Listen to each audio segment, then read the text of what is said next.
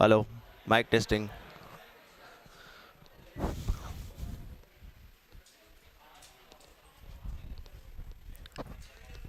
हाँ ना ना कहीं वांधो नहीं कहीं प्रॉब्लम नहीं चैप्टर नंबर 4 બોર્ડની બ્લુપ્રિન્ટ પ્રમાણે તમારું આ ચેપ્ટર જે છે કંઈક 3+5 8 માર્કનું છે જેની અંદર 3 માર્કના MCQ માત્ર અને 5 માર્કની થિયરી તો 5 માર્કની થિયરીની અંદર આપણે 3 અને 2 માં વહેંચી શકીએ તો 3 માર્કની થિયોરી પ્લસ એક્ઝામ્પલ હોઈ શકે સાથે સાથે 2 માર્કના એક્ઝામ્પલ હોઈ શકે એટલે સોરી થિયરી હોઈ શકે એટલે આમ જોવા જઈએ છે 8 માર્કનું પણ આખું ચેપ્ટર કરવું પડે કારણ કે 2 માર્કમાં પ્રશ્ન પૂછી શકે 3 માર્કમાં પૂછી શકે અને 4 માર્કનો પ્રશ્ન નથી આમાં બરાબર છે એટલે મોટા પ્રશ્નો આમાં પૂછવાની શક્યતા ઓછી અને આમ થાય તે આમાં લગભગ બે અથવા તો 3 થિયરી એવી છે કે જે 4 માર્કમાં પૂછી શકાય બરાબર છે પણ એને પણ 4 માર્કમાં કન્વર્ટ કરી 4 માર્કની જગ્યાએ 3 માર્કમાં પણ પૂછી શકે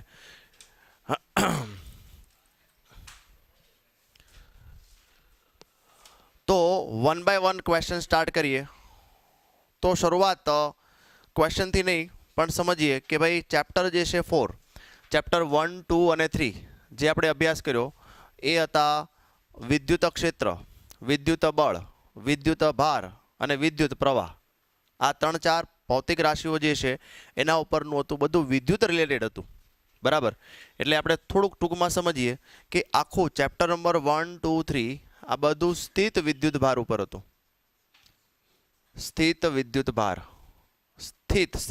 સ્થિતિ નહીં પણ સ્થિત વિદ્યુત ભાર અથવા તો એને સ્થિર વિદ્યુત ભાર કહી શકાય તો સ્થિત વિદ્યુત ભાર જે છે એ વિદ્યુત ક્ષેત્ર ઉત્પન્ન કરે સ્થિત વિદ્યુત ભાર શું ઉત્પન્ન કરે વિદ્યુત ક્ષેત્ર ઉત્પન્ન કરે જે ચેપ્ટર 1 2 3 ની અંદર આપણે જોયું આજથી 200 વર્ષ પહેલા એટલે 2021 ચાલે છે તો આપણે 200 વર્ષ પાછળ લઈએ તો 1821 થાય પણ આપણે 1820 માં વાત કરીએ તો 1820 ની અંદર ઓસ્ટ્રેડ નામના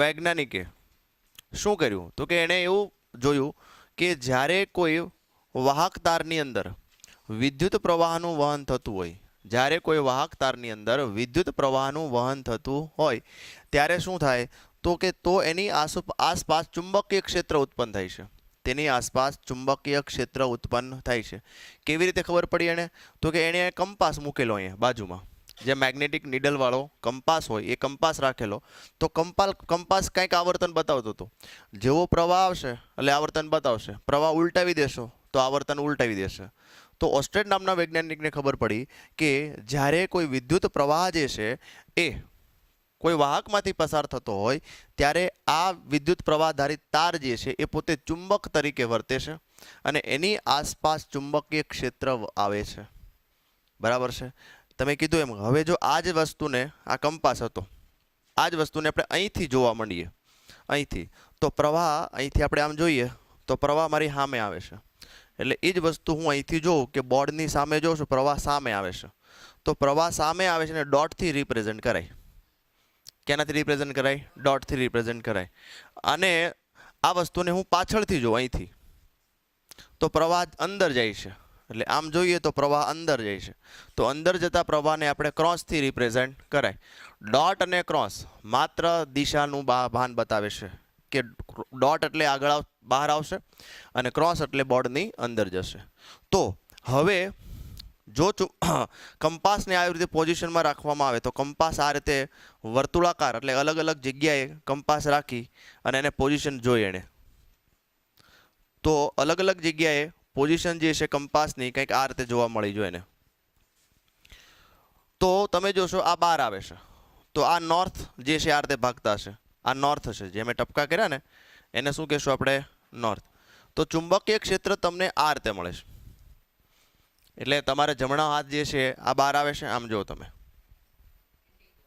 બરાબર છે એટલે અંગૂઠો બહાર એટલે પ્રવાહની દિશા બહાર એટલે આ રીતે તમારે દિશા યાદ રાખી શકાય કે કોઈ તારને એવી રીતે પકડો, ધારો કે પ્રવાહ ઉપર જાય છે તો એનાથી મળતું ચુંબકીય ક્ષેત્ર કેવું હોય તો કે એને પકડવાનો તો પ્રવાહની દિશામાં અંગૂઠો રહેવો જોઈએ. તો વળેલી આંગળીઓ જે છે એ ચુંબકીય ક્ષેત્રની દિશા બતાવે છે. આ જ વસ્તુ છે, પ્રવાહ બહાર આવે છે તો તમે આને એવી રીતે પકડો કે અંગૂઠો વિદ્યુત પ્રવાહની દિશામાં રહે, તો વળેલી આંગળીઓ એ શું બતાવશે? ચુંબકીય ક્ષેત્રની દિશા બતાવે છે. ખાસ યાદ રાખજો, ચુંબકીય ક્ષેત્રની દિશા બતાવે છે. આને અહીંયા આગળ આ ક્રોસ અંદર જતો હતો ત્યારે એને અવલોકન કર્યા તો એને અલગ અલગ જગ્યાએ આ રીતે ચુંબકીય સોયના અવલોકન લીધા છે.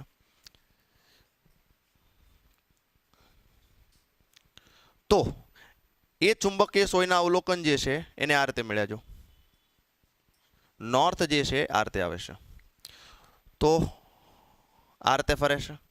તો જો આમાં પણ સેમ વસ્તુ જ છે, કરવાનું બેમાં રૂલ તો સેમ જ છે કે પ્રવાહ ક્યાં જાય છે? અંદર. હવે ઢાંકણું અંદર રાખીએ આપણે, અંગૂઠો જે છે અહીંયા રાખવાનો છે. હવે આને ફેરવો, જોવું જોઈએ શેના જેવું જ તે ખ્યાલ આવ્યો? તો પ્રવાહની દિશામાં અંગૂઠો રાખવાનો. આ બંને પ્રયોગો ઉપરથી આપણે સિમ્પલ પ્રવાહ ઉપર જતો હોય, એક તાર છે જેમાં પ્રવાહ ઉપર જાય છે તો આપણે આ રીતે અંગૂઠો રાખી અને વળેલી આંગળીઓ જે છે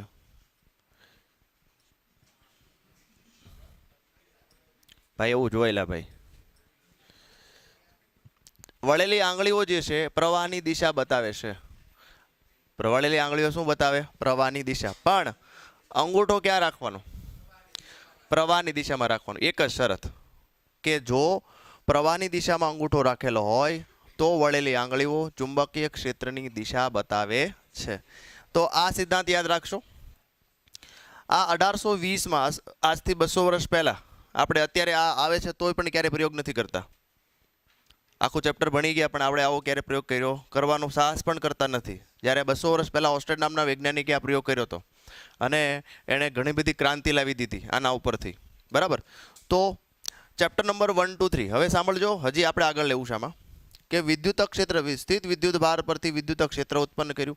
એ જ રીતે ઓસ્ટેડ નામના વૈજ્ઞાનિકે શું કીધું કે વિદ્યુત પ્રવાહ જે છે એ ચુંબકીય ક્ષેત્રને ઉત્પન્ન કરે છે, જેમ સ્થિત વિદ્યુત ભાર વિદ્યુત ક્ષેત્ર ઉત્પન્ન કરે છે. તો આપણે લખીએ કે વિદ્યુત પ્રવાહ શું જનરેટ કરે છે? તો કે ચુંબકીય ક્ષેત્ર. ચુંબકીય ક્ષેત્ર. પણ એકચ્યુઅલ વિદ્યુત પ્રવાહ છે શું? તો કે ઇલેક્ટ્રોનના પ્રવાહને વિદ્યુત પ્રવાહ કહેવાય. અ ફ્લો ઓફ ઇલેક્ટ્રોન, અથવા તો અહીંયા કહેવાય ગતિમાન વિદ્યુત ભારો. તો શબ્દ આવો આપ્યો છે, વિદ્યુત પ્રવાહ શબ્દ આપ્યો નથી બુકમાં. તમને એવું કહેવામાં આવે છે કે ભાઈ સ્થિર હતા ત્યારે વિદ્યુત ક્ષેત્ર ઉત્પન્ન થયા. આવા જ સ્થિર વિદ્યુત ભારો જ્યારે ગતિ કરે છે ત્યારે ચુંબકીય ક્ષેત્ર ઉત્પન્ન કરે છે. સ્થિર હોય ત્યારે વિદ્યુત ક્ષેત્ર ઉત્પન્ન કરે. એટલે કે આપણે ફોર્મ્યુલા વિચારીએ કે E બરાબર શું થાય? KQ/R². આવો ફોર્મ્યુલા છે કે જ્યારે સ્થિત વિદ્યુત ભારો હોય ત્યારે E બરાબર શું થાય? KQ/R². બરાબર. અને એને અનુરૂપ આપણે બળ લઈએ તો F બરાબર શું થાય? તો કે F બરાબર થાય E/Q. બરાબર ને? અથવા સોરી QE થાય. F બરાબર QE. કોઈ વિદ્યુત ભાર પર લાગતું બળ F બરાબર શું થાય? QE થશે. આ જ વસ્તુ જો ગતિમાન વિદ્યુત ભારોના રિલેટેડમાં લેવામાં આવે તો વિદ્યુત ક્ષેત્રની જગ્યાએ ચુંબકીય ક્ષેત્ર ઉત્પન્ન કરે છે, ઓસ્ટેડ નામના વૈજ્ઞાનિકે કીધું. અને એના ઉપર કેટલું બળ લાગે છે એ ઓસ્ટેડ નામના વૈજ્ઞાનિકે નહીં, બટ લોરેન્સ નામના વૈજ્ઞાનિકે સ્વીકાર્યું કે ભાઈ આના ઉપર કેટલું બળ લાગશે. આ બધી પ્રસ્તાવના છે પણ MCQ માટે મોસ્ટ ઇમ્પોર્ટન્ટ છે. એટલા માટે શરૂઆત તમને સમજાવું છું, પછી આપણે આગળ સીધા ક્વેશ્ચન ઉપર જશું. ચુંબકીય ક્ષેત્રની વાત કરીએ તો લોરેન્સ નામના વૈજ્ઞાનિકે ચુંબકીય બળ એટલે કે કોઈ વિદ્યુત ભાર, લોરેન્સ નામના વૈજ્ઞાનિકે શું કર્યું તો કે કોઈ વિદ્યુત ભાર v વેગથી જો ચુંબકીય અને વિદ્યુત ક્ષેત્રમાં, અથવા તો વિદ્યુત ચુંબકીય ક્ષેત્ર આખું લખી શકાય, ક્ષેત્રમાં ગતિ કરતો હોય તો તેના પર લાગતું બળ, કોઈ વિદ્યુત ભાર છે વી વેગથી ગતિ કરે છે, પણ આસપાસ કેવો વિસ્તાર છે તો કે ત્યાં આગળ તમને ચુંબકીય ક્ષેત્ર આપ્યું છે અને વિદ્યુત ક્ષેત્ર પણ છે. તો આ તો પહેલો ફોર્મ્યુલા મળી ગયો કે જો કોઈ વિદ્યુત ભાર ક્યાં ગતિ કરે તો કે વિદ્યુત ક્ષેત્રમાં ગતિ કરે. કેમાં ગતિ કરે? તો તેના ઉપર લાગતું બળ કેટલું થાય તો કે F બરાબર QE, સમીકરણ 1. F બરાબર QE. બટ જો કોઈ વિદ્યુત ભાર ચુંબકીય ક્ષેત્રમાં ગતિ કરે, હવે આ સ્વીકારવાનું છે, સાબિત નથી કરવાનું. રેફરન્સ બુકની અંદર આ સાબિત કરેલું છે, આપણી ટેક્સ્ટ બુકમાં સાબિત કરેલું નથી, એટલે સાબિતી પૂછાય જ નહીં. સાબિત નથી કરેલું એટલે ના પૂછાય. એટલે અહીંયા આપણે સીધું સ્વીકારવાનું છે કે F બરાબર શું થાય તો કે Q of V cross B, અથવા તો BVQ આપણે લઈએ ને, BVQ. F is equal two Q of V cross B. સંયુક્ત રીતે લખીએ આપણે કે ભાઈ આ કમ્બાઇનલી આના ઉપર લાગતું બળ એને શું કહેવાય? એને લોરેન્ટ્ઝ બળ કહેવાય. કેવું બળ કહેશું? લોરેન્ટ્ઝ બળ. તો આપણે લોરેન્ટ્ઝ બળ વિશે લખીએ.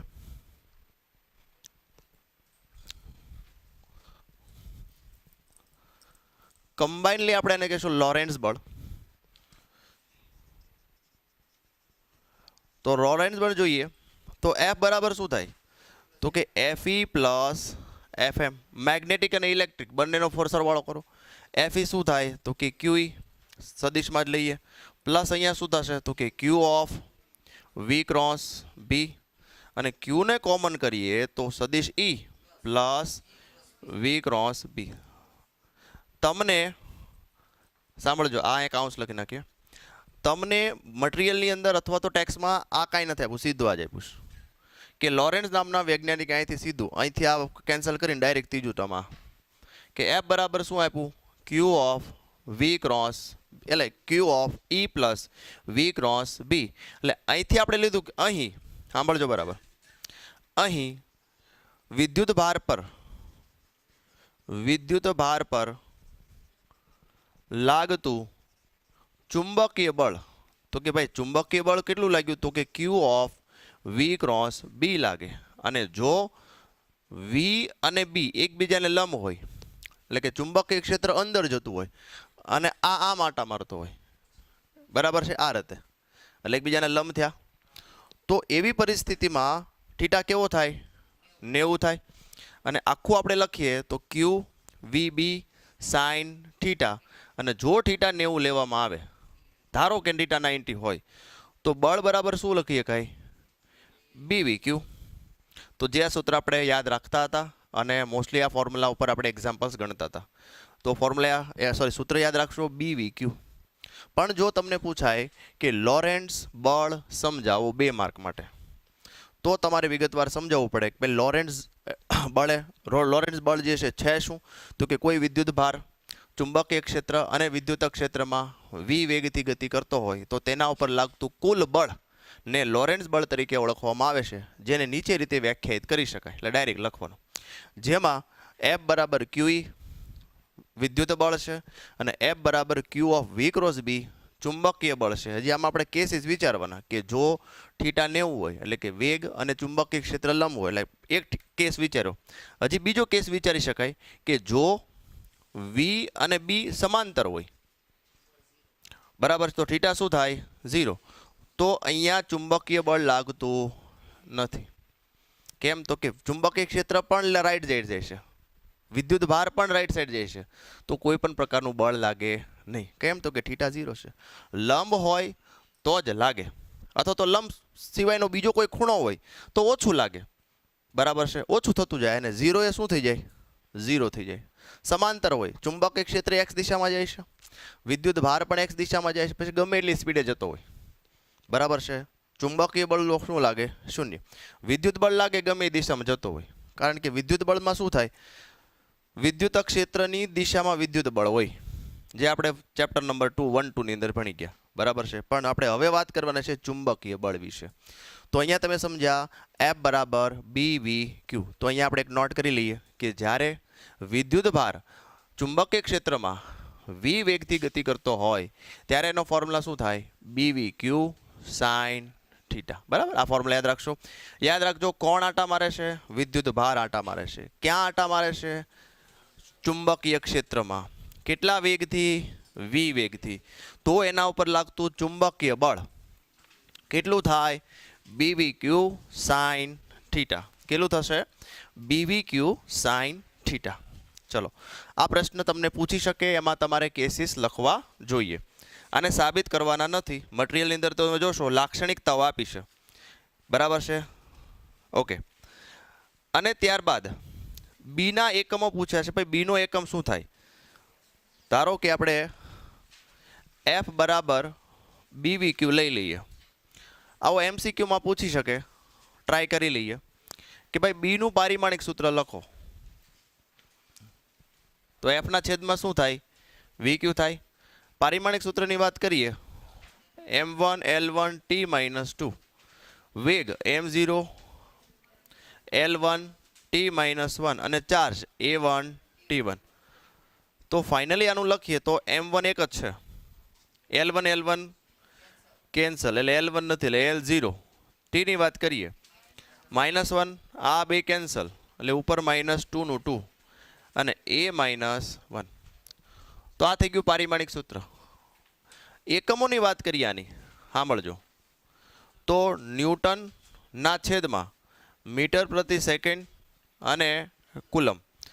તો newton into second, coulomb into metre, આવું લખી શકાય. અથવા તો આને ટેસ્લાથી રિપ્રેઝેન્ટ કરવામાં આવે છે. હજી આપણે આગળ ભણીશું, એક ફોર્મ્યુલા આવશે F બરાબર બિલ. તો આના અનુસંધાને જો તમે એ બીને કરતા બનાવો તો એફના છેદમાં શું આવે? IL. આના પ્રમાણે આપણે જો એકમ નક્કી કરીએ તો ન્યૂટન એમ્પિયર ઇન્ટુ મીટર. તો આના પ્રમાણે એકમ આ થાય. પારિમાણિક સૂત્રમાં કોઈ ફેરફાર નથી, બંનેમાં પારિમાણિક સૂત્ર તો સરખું જ મળશે.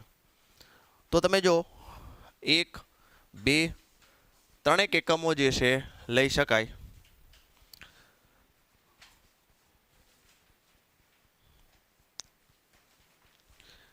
અને નિકોલ ટેસ્લાના નામ ઉપરથી આનો એકમ જે છે ટેસ્લા નામ રાખવામાં આવ્યું છે. એટલે કે ચુંબકીય ક્ષેત્રનો એકમ શું આવશે? ટેસ્લા. ડાની ટેસ્લા. ચલો જોઈ લો.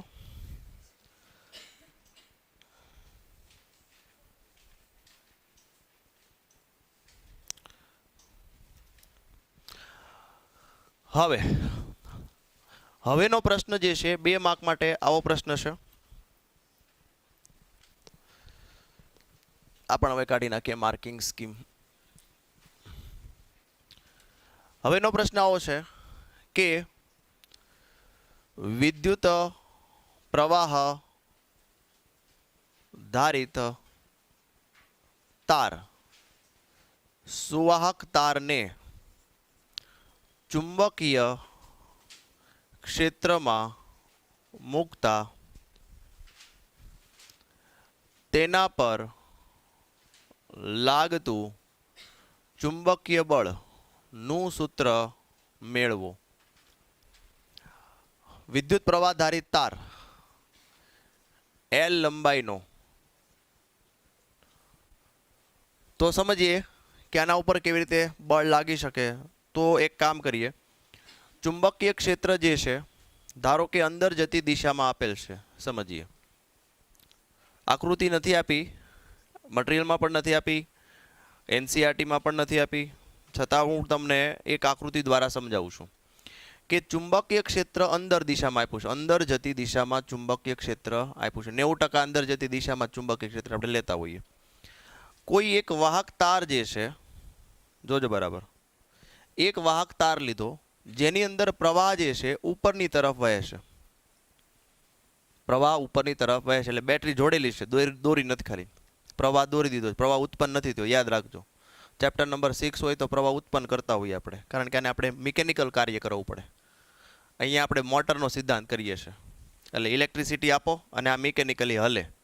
સમજાણું કે નહીં? તો હવે આના ઉપર બળ લાગે છે તો જોઈએ બળ કઈ દિશામાં લાગે છે. તો પહેલા સૂત્ર સાબિત કરી લઈએ. ધારો કે આ જે વાહક છે એની અંદર શું હશે? તો કે મુક્ત ઇલેક્ટ્રોન હશે, મુક્ત વિદ્યુત ભારો હોય ને. તો કોઈ મુક્ત વિદ્યુત ભાર જે છે, બરાબર છે, કોઈ મુક્ત વિદ્યુત ભાર જે છે એના ઉપર લાગતું બળ કેટલું થાય કેવું જોઈએ? તો કે F = BVQ. હમણાં લીધું આપણે, Q of V cross B, બરાબર. એફ ઇઝ ઇક્વલ ટુ શું ભણીએ આપણે? Q of V cross B. હવે આમાં બરાબર સમજો કે આ જે વિદ્યુત ભાર જે છે એ નક્કી કરવા છે કે ભાઈ આટલા વાહકની અંદર આ એલ લંબાઈના વાહકમાં આવા એલ લંબાઈના વાહકની અંદર કેટલા વિદ્યુત ભાર હશે. આવા એલ લંબાઈના વાહકની અંદર વિદ્યુત ભારની સંખ્યા ગોતો. ને એન ન હોય ને એમ એવી રીતે એન ન કરાય, પેલા કદ લેવું પડે આનું. નાવડે એ પછી આવે. આઈ ઇઝ ઇક્વલ ટુ નાવડે જે છે એ પછીની વાત છે. હું તમને જે પ્રશ્ન પૂછું છું એ બરાબર મગજમાં ઉતારો કે તમારે જોઈએ છે કે આ એલ લંબાઈનો કોઈ વાહક છે એની અંદર ઇલેક્ટ્રોનની સંખ્યા કેટલી હશે અથવા તો મુક્ત વિદ્યુત ભારોની સંખ્યા કેટલી હશે. તો પહેલા આપણે કદ વિચારીએ. લંબાઈ તો છે જ, આનો એરિયા એ હોય તો કદ કેટલું થાય? એ એલ. કદ કેટલું થાય? એલ. તો આપણે લખીએ કે 1 મીટર ઘનની અંદર ઇલેક્ટ્રોન કેટલા હોય? એન. તો આટલા કદની અંદર એ એલની અંદર કેટલા થાય? તો એન એ એલ. હજી આ ઇલેક્ટ્રોનની સંખ્યા મળી, કેપિટલ એન મળ્યો. મારે તો વિદ્યુત ભાર ગણવા છે. તો વિદ્યુત ભારનો ફોર્મ્યુલા શું? ક્યુ બરાબર એની. યસ. તો ફાઇનલી શું થાય? તો કે એન એ એલ ઈ. આવું થાય. આ ત્યાં મૂકવું પડે કે ભાઈ વિદ્યુત ભારની સંખ્યા અહીંયા લખવું પડે તમારે. આ બધું ડિસ્ક્રિપ્શન લખવાનું. N A L E V cross B. હવે જોજો, તમે જે નાવડે સંભાળ્યું ને એ જ આપણે આમાં યુઝ કરવું છે. તો હવે આ બી છે, એલ છે, તો અહીંયા બિલ આવવું જ જોઈએ. એ તમને ખબર છે કે આન્સર શું આવવો જોઈએ? બિલ. તો આપણી પાસે ફોર્મ્યુલા છે આઈ બરાબર એન એ વી ડી ઈ. તો જો આ વીડી છે, આ છે, પછી ઈ છે, એરિયા એન. તો એન એ ઈ અને વીડી ને શું કહીએ કાંઈ? આઈ. બરાબર છે. તો આપણે અહીંયા શું લખ્યું? I L cross B. સમજાણો? I L cross B. આને આપણે સદિશ સ્વરૂપે લખ્યું. તો એફ બરાબર શું લખાય? Bill sine theta. તો આ ફોર્મ્યુલા સાબિત થઈ ગયું. જો આગળની થિયરી ઉપરથી તે નક્કી કેવી રીતે કરવાનું. પહેલા શરૂઆત જે છે આપણે આ સ્વીકારી લીધું હતું. આગળની